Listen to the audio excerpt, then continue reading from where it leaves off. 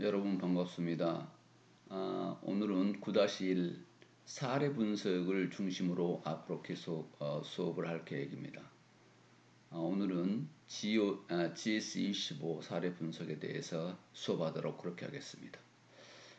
GS25에 대한 기업 소개를 하고 기업 선정 그리고 상황 분석, 성공 요인, 수학 분석, STP, 사피, 향후 전망 이런 순으로 해서 브랜드 마케팅에 대한 내용을 정리해 보도록 하겠습니다. GS25는 1990년도에 1호점을 개점을 했습니다. 그래서 개점하자마자 2001년도에 프랜차이즈 우수 브랜드 최우수상을 수상하기도 하고 여러 건의 수상을 하면서 성장을 거듭해 옵니다. 그래서 한국 서비스 품질 지수 1위에 오를 정도로 발전 가도를 달려온 기업이죠. 지금 이 기업을 분석 사례로 선정했던 것은 국내 토종 편의점의 구매 만족도가 아주 높은 기업으로 만족도 1위 기업 7년 연속을 받았던 그런 기업이어서 선택을 한번 해봤습니다. 국내 편의점 업계에서 상위를 계속해서 달려왔는데 CU가 최정상을 독주했었는데 2015년 이후에 GS25가 편의점 순위 1위를 달성하게 됩니다. 소비자 만족도 부분도 그렇고 매출도 앞서가는 것으로 나타나게 됩니다. 경영 이념은 이 회사는 고객과 함께 내일을 꿈꾸며 새로운 삶의 가치를 창조한다는 경영 이념을 가지고 시작합니다. 모든 기업이 비전이나 서비스 가치를 가지고 있는데요. 이 기업의 비전은 고객에게 신뢰를 주고 사랑을 받는 회사가 되자는 것. 그리고 프라이드는 조직 구성원에게 보람과 자부심이 넘치는 회사가 되자. 그리고 그로스인데요. 지속적인 성장 회사가 되자 하는 내용으로 이 기업은 비전 제시를 하고 시작을 합니다. 그리고 서비스 가치를 추구하는데 프렌들리, 프레시, 펀, 페어 이렇게 해서 3대 가치를 서비스 가치 3F라는 내용으로 진행을 추구합니다. 편의점 점포 수는 지금 현재와는 약간 다를 수 있습니다만은 2012년 기준의 내용으로 정리를 했을 때 GS25가 10,000개가 넘는 점포 수를 유지해서 가장 1위를 달렸던 그 시기가 있었습니다. 지속적인 성장인데요. 소비자 생활에 깊숙이 침투한 편의점이다 이렇게 보는 건데 최근 5년간 17%의 견고한 성장세를 계속해서 이어왔습니다. GS25의 마케팅을 한마디로 요약하자면 편의점에 필수하다 그렇게 해서 로또 판매도 하고 스포츠 토토 복권 판매 그리고 커피 매출이 상당 부분을 차지하고 베이커리, 즉석요리, 간단 의약품, 셀프 25, 택배, 보조 배터리 대여 등 이런 편의점에 꼭 필수적으로 있어야 할 내용들을 꼭 갖추자는 내용이 이 회사의 중요한 전략이었습니다. 그래서 이 브랜드를 키우기 위해서 4피 분석을 하는데요. Strength, Weakness, Opportunity, Threat. 강점과 약점, 그리고 기회와 위협 네 가지로 분류해서 수학 분석을 해봅니다. 강점과 약점은 내부 요인을 적은 내용이고요. 기회와 위협은 외부 요인을 적어서 강점과 기회를 가지고 분석하고 강점과 위협을 가지고 분석하고 그리고 약점과 기회를 가지고 분석하고 약점과 위협을 가지고 분석을 합니다. 그래서 내부 내용으로 외부를 기회와 위협의 내용을 가지고 분석하는 건데요. 여기서 간단하게 내용을 정리해서 분석을 했는데 GS25는 이 내용들이 세부적으로 차후에 나오겠습니다만 PB 브랜드가 강세다. PB 브랜드란 자체 브랜드를 이야기하는데요. 보통 프라이드 브랜드라고 하죠. 그리고 GS 계열사와 연계해서 영업을 하는 것이 있다. 그리고 인적 관리가 잘 돼 있다. 본사와 가맹점주 간의 안정적 관계가 유지되고 있다는 것이 강점으로 나타나고 있습니다. 약점으로는 GS 리테일의 다른 사업부의 수익성 악화로 인해서 장기적인 부담을 갖고 있다. 편의점 말고 다른 사업에서 좀 부담을 갖고 있다는 거죠. 그리고 기회 요인으로는 외부 요인이죠. 경기 변동에 따른 비교적 둔감하고 경기 변동에 둔감하고 그래서 좋다는 거죠. 경기를 그렇게 많이 타지 않는다. 1인 가구가 증가하고 라이프 스타일의 변화로 소단위 상품에 대한 수요가 증가하고 판매 품목의 다양화가 기회 요인이라는 거고요. 위험 요인은 인구당 점포수가 포화 상태라는 거죠. 그리고 대형 마트, 홈 플러스 이마트 등의 대형 유통업체의 편의점 시장 진출 계획 때문에 그런데요. 이마트가 편의점을 또 진출했던 내용이 있죠. 가맹점 사업법 일부 개정안이 통과돼서 불편함의 위험 요인으로 볼 수 있습니다. 그래서 방금 이야기했던 수학 분석의 내용을 다시 여기서 정리를 해놨는데요. 강점, 스트렝스죠. 본사와 가맹점 간의 안정적 관계, 이게 강점으로 될 수 있고, 다양한 인적 자원 관리 제도, 인적 자원을 관리를 잘 하고 있는 회사라는 것이고요. GS 계열사의 특징, 그래서 계열사들의 도움이 될 수 있겠죠. 그리고 프라이빗 브랜드, 자체 브랜드가 강한 게 GS의 특징이다. 그래서 GS 자체가 자기 브랜드의 상품을 걸고 만들어낸다는 것입니다. 약점으로는 GS 슈퍼마켓, GS 왓슨스, 미스터 도넛 등의 수익성이 악화돼서 기업에 좀 어려움을 주고 있는 것이 있다. 그리고 외부 요인으로는 편의점 산업의 경기 변동에 둔감하다는 것이 장점이다. 그래서 경기 변동이 있다 하더라도 편의점은 크게 매출에 영향을 많이 받지 않는다는 것이죠. 생활의 변화로 인한 수요가 증가하고 비상약, 알통폴 등의 판매 허가 등의 판매 품목이 다양화됐다는 기회 요인이 있습니다. 위험 요인으로는 인구당 점포수가 포화 상태다. 너무 편의점이 많이 진출되어 있다는 것이죠. 그리고 SMS 제한하는 법률로 인해서 기존 대형 유통업체들이 이제는 편의점 산업에 진입을 하려는 준비를 하고 있어서 위험 요인이 되고 있습니다. 편의점 산업법의 운영 제한을 법률안이 통과되었던 이 부분도 위험 요인에 해당이 되겠습니다. 여기서 STP는 마케팅에서 세그멘테이션의 S, 그리고 타겟팅의 T, 그리고 포지셔닝의 P, 이 세 개를 STP 전략이라고 하는데요. 첫 번째 세그멘테이션, 세분화 부분에 대해서 보겠습니다.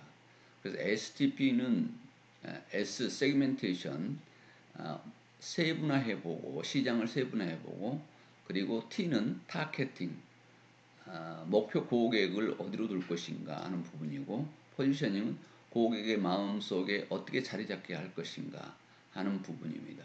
이 내용은 하나하나 차례대로 보도록 그렇게 하겠습니다. 연령별 내용으로 봤더니 전국에 14,130개 편의점을 이용하는 고객들 대략 하루에 600만 명 정도가 되더라. 지금 현재는 이게 지금 과거 데이터이기 때문에 더 많은 숫자가 이용할 수 있겠죠. 그래서 연간 봤더니 22억 1천만 명이 넘는 것을 추산한다. 이 수치에 지금 꼭 정확성을 따지기보다는 그만큼 많은 인구가 편의점을 이용하고 있다. 이렇게 이해를 하면 좋겠습니다. 지금 최근 이번 연도의 자료가 아직 안 나와서 받지를 못했기 때문에 이 정도로 편의점 인구가 많다는 것으로 이해를 해줬으면 좋겠고요. 그리고 20대가 가장 많이 이용하더라. 그리고 30대, 40대가 20대에서 40대가 가장 많이 편의점을 이용을 하더라는 것입니다. 그리고 계층별로 봤더니 회사원, 학생, 주부, 기타 고객으로 보니까 회사원이 단연 가장 많은 포지션을 차지합니다. 그래서 회사원이 전체 이용 고객의 60% 이상을 차지하고 있다고 하는 부분이면 대상이 세분 시장을 보니까 분석을 해보니까 회사원 비중이 높더라 하는 것을 파악할 수 있었습니다. 그리고 구매 시간대별로 봤더니 대다수가 오후 장사였다. 주말이든 주중이든 보니까 오후 포지션이 상당히 높습니다. 그래서 야간형 소매업체로서의 기능과 역할을 하고 있다. 이렇게 생각하시면 되겠습니다. 다시 이야기하면 편의점은 24시간 운영하는데 시간의 편의성이 있죠. 그리고 지역, 가까운 거리의 편의성, 이런 것들의 컨비니언스 스토어로서의 역할을 하고 있습니다. 또 시장 세분화를 해봤더니 매출 비중이 담배 매출이 꽤 높습니다. 담배 매출이 높는 것을 보고 있고, 또 간편 도시락이 매출이 높고 있고 가공식품이 높은데요. 그래서 지금 간편 도시락 부분이 계속해서 개발이 되고 있죠. 목표 시장 선정인데요. 제품 차별화에서 PB 상품 비중에 중점을 두는데, 지금 제품 차별화 내용 분석, 아까 프라이빗 브랜드 이야기했죠. 자체 브랜드를 개발을 합니다. 그래서 비중에 중점을 두고요. 20, 30대 여성, 그리고 담배가 꽤 많이 팔린다 그랬죠. 남성 목표 대상을 생각을 했다. 그래서 담배 가공식품 주류는 20, 30대 남성이 중심으로 중심 고객이 되는 것을 볼 수 있었습니다.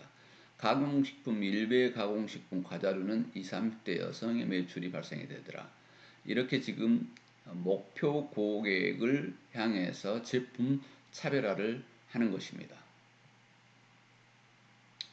목표 시장을 선정하는 타겟팅을 하는데요. 집중화 전략인데, 조금 전에 보았듯이 도시락 제품 매출이 발생이 많이 되니까 도시락 제품, 김밥류, 삼각김밥류, 샌드위치, 계란, 샐러드, 과일 등 간편하게 먹을 수 있는 음식을 중점을 두겠다는 것입니다. 왜냐하면 대학교 주변에는 대학생들을 목표로, 기업 주변에는 직장인을 목표로, 그리고 주택가에는 1인 거주자를 목표로 하고요. 할인카드는 실속 소비를 할 수 있게끔 내용을 만들어 준 것입니다. 그래서 위치별로 목표 고객을 일부 다르게 잡고 있습니다.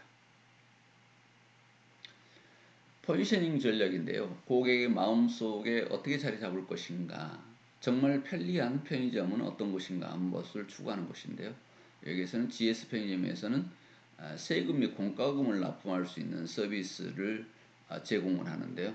이것도 아주 다양하고 편리하게 기존 지로 납부나 핸드폰을 통한 모바일 수납도 가능하게 이렇게 만들어 놓은 아주 편리한 공공 요금 수납 서비스를 하고 있습니다. 그 다음에 포지셔닝에서 지금 나온데요. 새로운 프라이빗 브랜드를 개발한다. 자체 브랜드를 개발하죠. 소비자 요구사항에 맞는 상품을 어떻게 개발할 것인가 하는 부분에 중점을 두는 회사입니다. 특히 지금 이 프라이빗 브랜드가 강세인 GS의 특징인데요. 자체 상표 제품만 해서 1700종이나 된다는 것이죠. 저도 편의점을 가봤지만 이렇게 많은 자체 브랜드가 있는지는 현실에서 이렇게 느끼지 못하고 있었던 부분인데, 자료를 보면서 깜짝 놀랐습니다. 믿고 찾을 수 있는 토종 브랜드다. 그런데 국내에서 지금 세븐일레븐이나 이런 쪽은 지금 외국 업체하고 연결이 돼서 우리나라가 계약을 해서 하고 있죠. 그런데 이런 토종 브랜드라는 내용을 더 강조했던 그런 내용이 있습니다. 고객의 마음속에 어떻게 자리를 잡을 것인가, 포지셔닝, 우량 점포 중심의 점포 개발을 한다. 그래서 기업은 나 위에 있는 모든 사람이 고객이라고 생각했을 때 프랜차이즈 가맹점주들의 생각을 더 하고, 그리고 GS25를 운영했을 때 더 돈을 많이 벌 수 있다는 것을 느끼게 해주기 위해서는 수익을 낼 수 있는 가맹점을 늘린다는 것이죠. 그래서 위치가 좋은 곳도 중요하지만 또 위치 좋은 곳을 어떻게 분석해서 찾아내느냐 이것도 중요하겠죠. 여기에서는 이제 그 다음에는 4P 전략인데요. 마케팅의 4대 요소에 들어갑니다. 그래서 제품, 가격, 프로덕트, 프라이스, 프레이스, 유통, 프로모션, 홍보 판촉 전략 이 네 가지를 어떻게 잘 믹싱을 해서 해야 성공의 빵을 만들어낼 것인가 하는 부분을 고민하는 건데 첫 번째로 제품 전략을 보도록 하겠습니다. 값싸고 다양한 프라이빗 브랜드 제품을 만든다. 그래서 상품 차별화를 하는데요.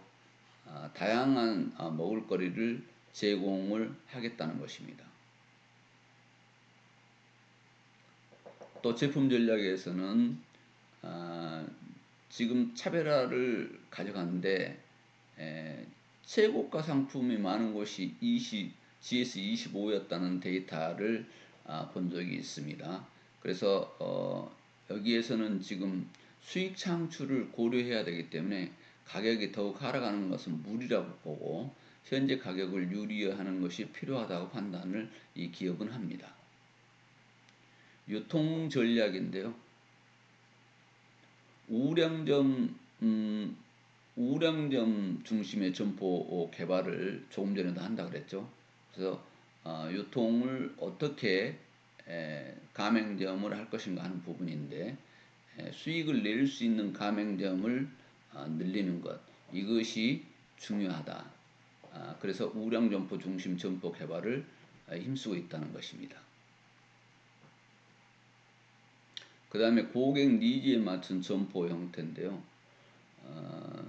고객이 뭘 요구하냐에 따라서 직접 빵을 구워 판매하는 베이커리 편의점도 있고 또 사무용 빌딩이라든가 대학교 정류장 이런 데 틈새 공간에 오픈한 무인 편의점까지 차별화된 점포를 개발 중에 있습니다.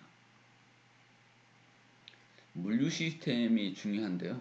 편의점은 사실상 물류 시스템이 아주 잘 돼야만 되는 특성을 가지고 있습니다. 왜냐하면 좁은 공간에 꼭 필요한 상품을 배치를 해야 되기 때문에 그리고 몇 개가 포스를 통해서 판매되는 숫자를 수시로 파악을 하고 있어서 본사에서 그 내용을 파악한 대로 빠져있는 물량을 가져다 놔야 됩니다. 그래서 매장이 좋기 때문에 이게 상품의 물류 관리가 잘 되지 않으면 절대 안 되기 때문에 여러 가지 필요한 전문적인 기능을 갖고 있어야 된다. 그래서 배송 스케줄링 프로그램부터 시작해서 백하울링 시스템부터 미출, 오출, 벌금제도, DSP 이런 여러 가지 내용의 물류 시스템의 기획력을 가지고 있습니다.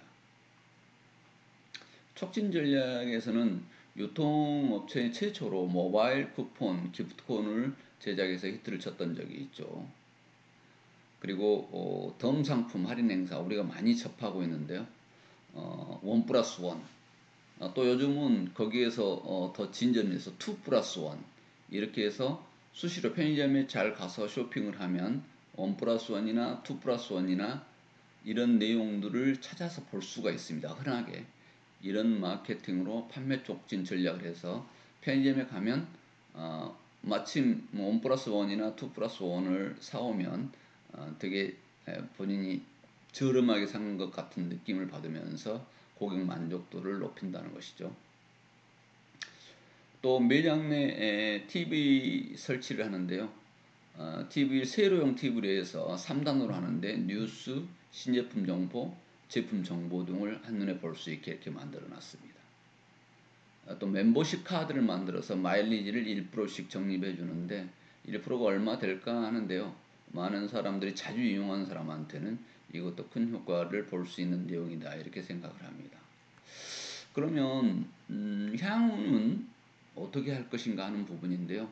편의점은 일본 편의점이 지금 전 세계적으로 좀 잘 돼 있다 이렇게 많은 평을 받고 있는데 다양한 상품과 서비스가 아직도 부족하다 하는 부분입니다. 일본 편의점은 도시락은 물론이고 반찬류까지 판매하고 그리고 생선 육류도 판매하고요.